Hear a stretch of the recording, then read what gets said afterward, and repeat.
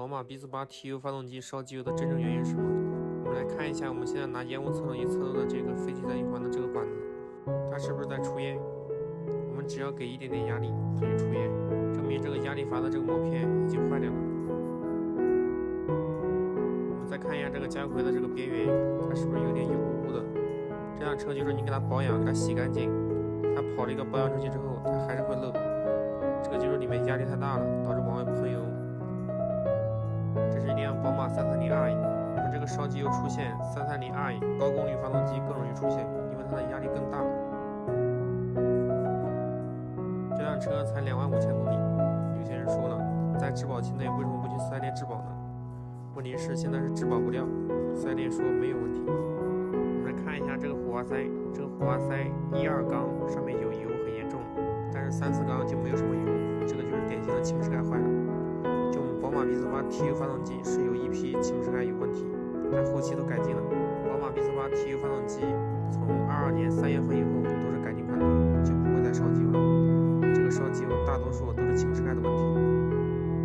现在这辆车就要更换气门室盖，这个宝马 B48 TU 发动机烧机油大多数都是气门室盖的问题，更换气门室盖几乎都能好。为什么我说宝马 B48 发动机不需要更换链板呢？我们来看一下这个 B48， 它只有接触面是塑料，它的支架全部都为铁的。这个铁呢，它怎么换呢？对吧？所以这个链板是不需要更换的。220是纯塑料的， B48 是半铁半塑料。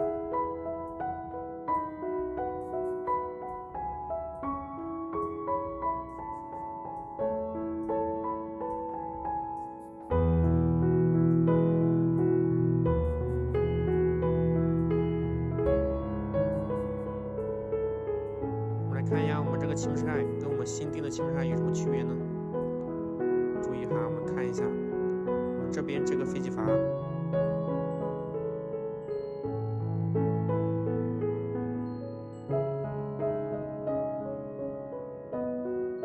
它里面有些地方已经长得完全不一样了。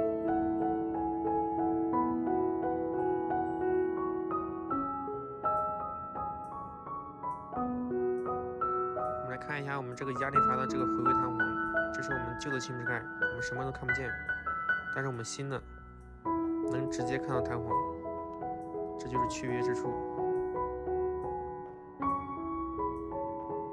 我们这个 B48 TU 发动机改进款的气门室盖，它尾号也是868，但是它会多一个86802。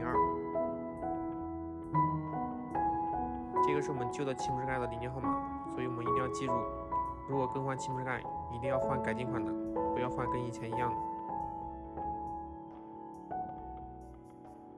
我们这个